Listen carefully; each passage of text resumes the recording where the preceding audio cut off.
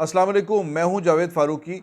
आज दो तीन बड़ी डेवलपमेंट्स हैं जिनके ऊपर बात करनी है। वो ये है कि एक तो इलेक्शन कमीशन ने फ़ैसला सुना दिया, तरीन ग्रुप के वो अरकान जिन्होंने हमज़ा शहबाज़ को पंजाब असम्बली के अंदर वोट दिया था, उन अरकान को इलेक्शन कमीशन ने नाअहल करार दे दिया है। और नाअहल करार देकर यानी उसके अंदर ये था कि नाअहली कैसी होगी, उस पर तो सुप्रीम कोर्ट ने फ़ैसला दे दिया कि लाइफ टाइम नहीं हो सकती, ना ही को 5 साल के लिए हो सकती है। वन टाइम जिस सीट पर वो मौजूद हैं उस सीट से वो डी सीट हो जाएंगे, तो उन्हें डी सीट कर दिया गया नाअहल करार देकर कि उन्होंने पार्टी पॉलिसी की वायलेशन की है, इसलिए उन्हें नाअहल करार देकर उन्हें डी सीट कर दिया गया। 25 अरकान थे जिनके खिलाफ रेफरेंस गया था पार्टी सेक्रेटरी जनरल की तरफ से, पार्लिमानी पार्टी के लीडर की तरफ से, और वो रेफरेंस फिर स्पीकर ने इलेक्शन कमीशन को भेजा और इस पर फिर इलेक्शन कमीशन ने ये फ़ैसला सुना दिया। एक तो ये मामला है। दूसरा, इस पे बात करेंगे कि नंबर्स गेम अब क्या बन रही है पंजाब असम्बली के अंदर। और ये फ़ैसला आने के फ़ौरन बाद जो बहस चल पड़ी है वो ये है कि हमज़ा शहबाज़ की हुकूमत क्या अब बरकरार रहेगी या नहीं रहेगी। अगेन एक बहुत ही गैर यकीनी सूरत हाल पैदा हो गई है और उसने पाकिस्तान की सियासत को हिला कर रख दिया है। ज़ाहिर है पंजाब की एक अपनी इंपॉर्टेंस है। इस पर बात करेंगे कि पंजाब में अब नंबर गेम क्या है, कौन कहाँ खड़ा है और कैसे सरवाइव करेगी चीज़ें।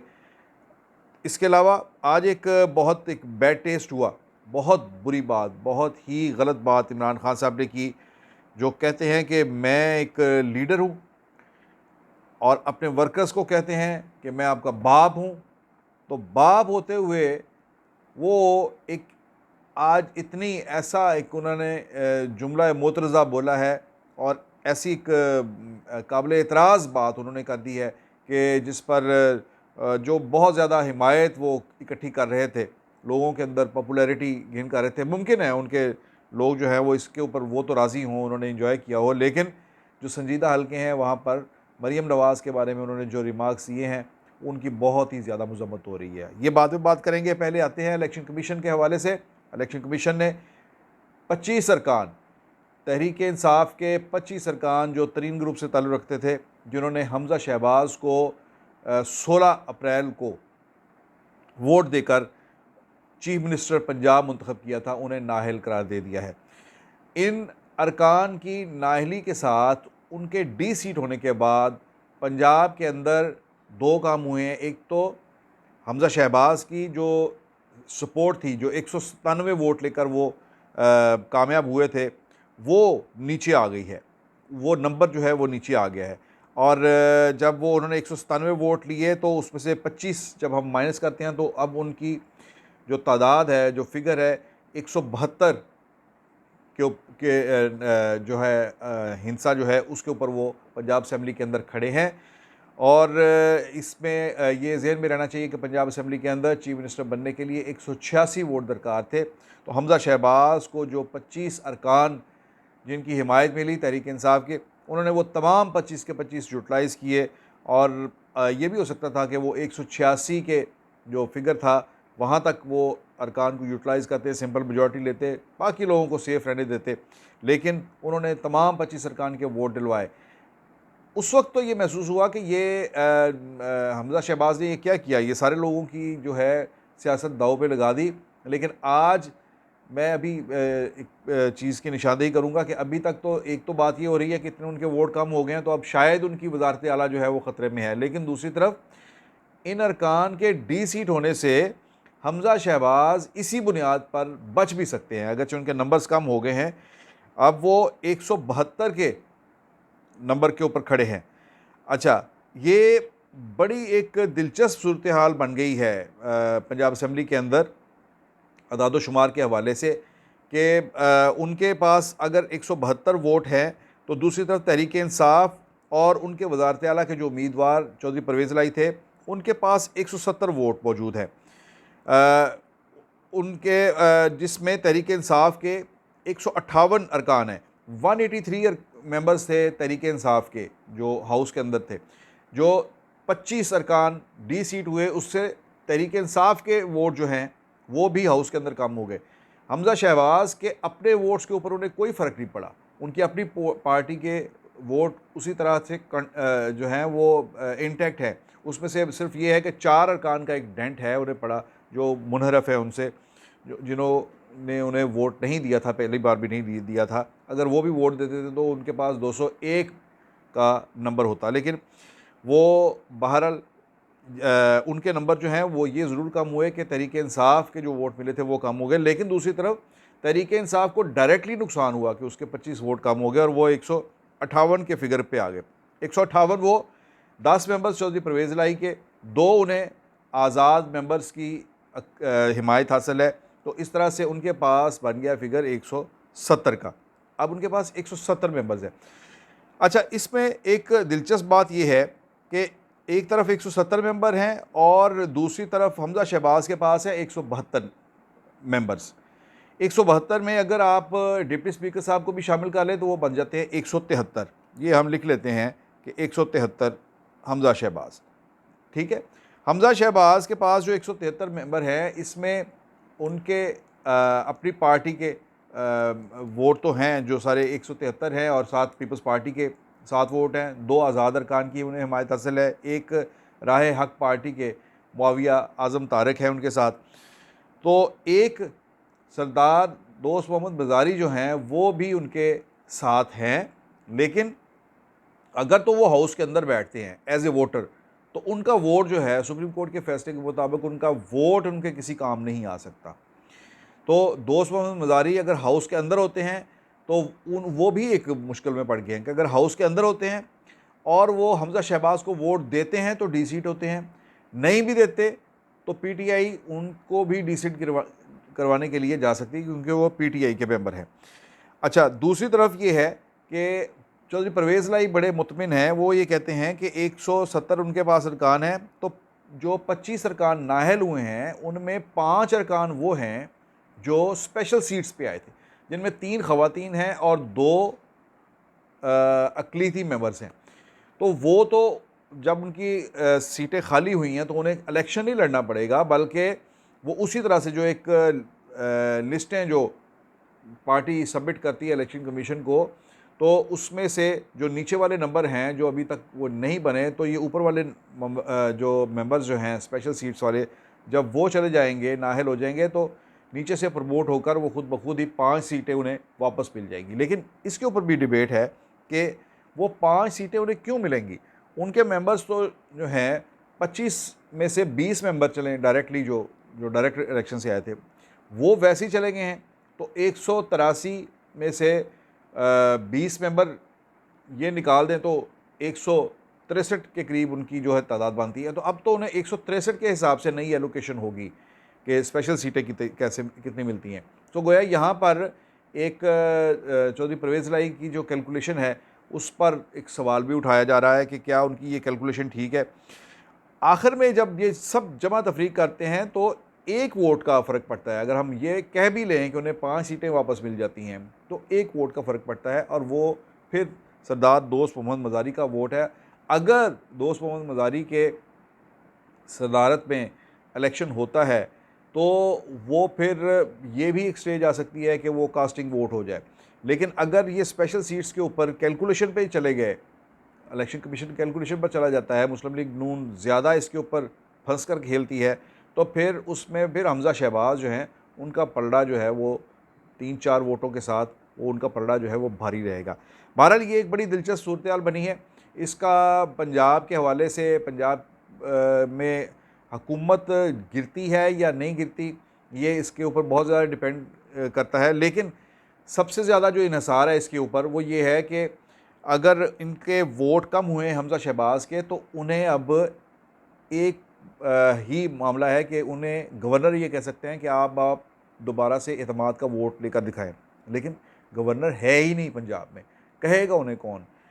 चौधरी परवेज़ इलाही अकॉर्डिंग टू कॉन्स्टिट्यूशन उन्होंने स्पीकर होने की वजह से, जो आइन में लिखा है कि स्पीकर इमीडिएटली गवर्नर बन जाएगा, वो स्पीकर हाउस से नहीं निकल रहे और वो गवर्नर नहीं बन रहे। इसलिए कि मैं जब गवर्नर बनूंगा तो एक तो इधर से एक सीट खाली हो जाएगी, दूसरा, डिप्टी स्पीकर जो है वो स्पीकर बन जाएंगे। वो स्पीकर बनेंगे तो मेरे ख़िलाफ़, यानी स्पीकर के ख़िलाफ़ जो तहरीक अदम एतमाद है उसके ऊपर वोटिंग करवा के वहाँ से फारिग करवा देंगे। सो वो पंजाब असम्बली के, जैसे कहते हैं कि उसके अपने चैम्बर से ही नहीं निकल रहे, वो उसको स्पीकर की सीट जो है उसे नहीं छोड़ना चाहते। ये उनकी पहली तरजीह ये है।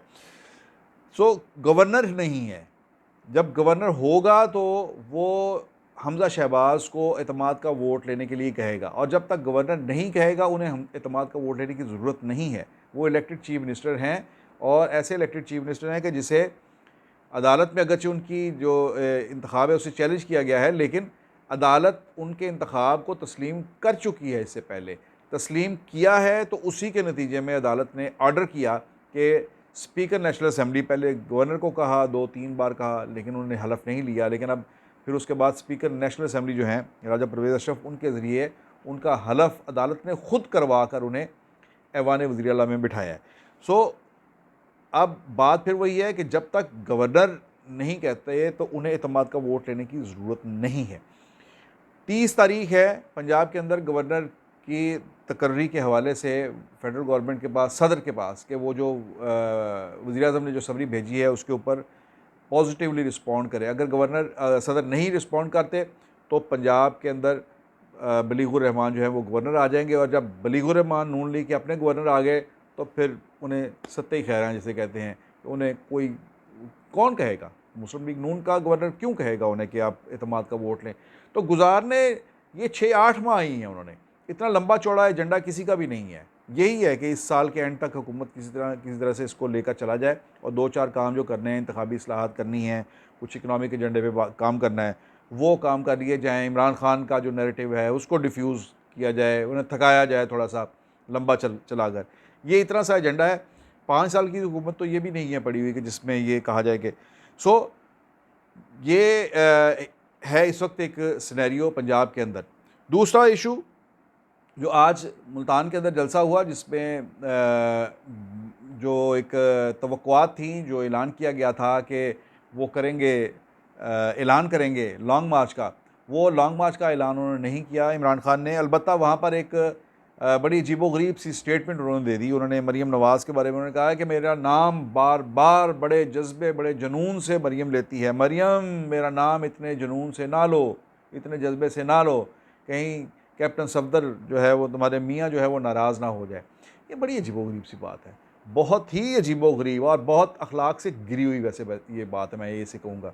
इमरान खान के ऊपर लगता है शेख रशीद का कुछ असर हो गया है, वो इस किस्म की गैर ज़िम्मेदाराना गुफ्तगू जो है वो करते हैं। नहीं करनी चाहिए ऐसी बात, बिल्कुल नहीं करनी चाहिए। इमरान खान अपना मनसब देखें, अपनी उम्र देखें, और अपनी पॉपुलैरिटी और अपना फेम देखें कि वो किस मकाम पर पहुँचे हैं, कि कुदरत ने उन्हें क्या कुछ दिया है। ये बात उस वक्त तक ठीक थी जब तक वो एक प्ले बॉय थे, जब तक वो क्रिकेट के अंदर एक स्टार थे, क्रिकेट के मैदान के अंदर उन्हें वहाँ पर बहुत ज़्यादा जो है एक चार्मिंग बॉय के तौर पर देखा जाता था। लेकिन अब वो उन्हें समझना चाहिए, उनकी उम्र 70-75 साल के हो गए हैं, वो दादे परदादे बनने वाले हैं, और फिर उसके बाद ये है कि इतनी बड़ी पॉलिटिकल पार्टी के लीडर बन गए हैं, इंटरनेशनल फेम हो गया उनका, मुल्क के वज़ीर-ए-आज़म बन गए हैं और निकाले भी जा चुके हैं, यानी ये सारे ही उन्होंने रास्ते देख लिया। अब उसके बाद इस किस्म का इस उम्र का बंदा खड़ा हो के इतना ही सामने क्राउड देखे और उस पर अपने जज्बात के ऊपर ही काबू ना पा सके, ये बड़ी अजीबोगरीब बात है। ये शख्सियत का बहुत ही अजीब पहलू है, इसके ऊपर बहुत सख्त तनकीद हो रही है, संजीदा हल के इसे बिल्कुल उन्होंने इसे कबूल नहीं किया इस बात को। और इमरान खान को मेरा ख़्याल है ख़ुद भी इस बात का जो है वो रियलाइज़ करना चाहिए कि वो कहते हैं कि उन्होंने तकरीर की थी कि मैं अपने वर्कर से कहा कि मैं आपका बाप हूँ, मैं कौम का बाप हूँ, तो मैं ये कहता हूँ कि अपने नाराज़ अरकान से कहता हूँ मैं उनका भी बाप हूँ, आप वापस आ जाएँ, मैं आपको जो है वो कुछ नहीं कहूँगा। तो इसका मतलब ये था कि वो ख़ुद को एक फादरली फ़िगर के तौर पर जो है वो इमर्ज करना चाहते हैं, दिखाना चाहते हैं। ये अच्छी बात थी, ये बहुत अच्छी बात थी, वो उन्हें एक फादरली फ़िगर के तौर पर सामने आना चाहिए। लेकिन ये लड़कों लौंडों वाली बातें जो हैं, इस तरह से खड़े होकर जलसे में जो अपनी मुखालफ जो हरीफ ख़ातून हैं उसके बारे में इस किस्म के रिमार्क्स अब फिर वो निकाल कर उठा कर ले आएंगे कि इन्होंने बेनज़ीर भुट्टो के बारे में ये पम्फलेट फेंके, इन्होंने ये बातें की, ये ज़ुबान इस्तेमाल की। तो किसी गलत काम को जवाज़ नहीं बनाया जा सकता दूसरे गलत काम के लिए। ये कोई ये कोई पैमाना नहीं है। हमें तो चीज़ों को लेकर आगे चलना है, और ये काम जो है, ये जो मुआशरे के अंदर अखलाकियात के जो मयार कायम कर रहे हैं, ये किसने कर रहे हैं? ये लीडरशिप ने कर रहे होते हैं।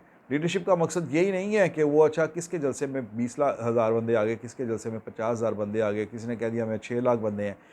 ये नहीं, मयार नहीं है लीडरशिप का। लीडर वो होता है, जैसे इमरान खान ने खुद कहा था कि मैं आलू प्याज की कीमतें नहीं देखने के लिए आया, मैं कौम बनाने आया हूँ। तो कौम जो बनाने आया है उसने इन चीज़ों का भी ख्याल रखना है कि कौम की अखलाकी तरबियत भी करनी है।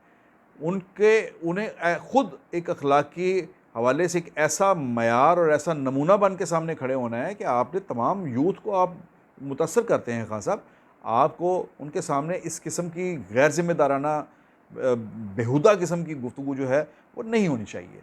आपकी बातें सुनकर हमारे जो नौजवान नस्ल है, हमारी जो यूथ है, हमारे भी बच्चे हैं, जवान बच्चे हैं, कहाँ से ले रही है उन्होंने इंस्पिरेशन? अगर आप उनके मॉडल बनेंगे तो इसी तरह की गुफ्तगू वो भी करेंगे, इसी तरह का किरदार जो है वो भी इख्तियार करेंगे। ये बहुत ही मेरे तरफ से तो इसके ऊपर जो है वो बहुत मुझे जो है इस पर बहुत अफसोस हुआ है।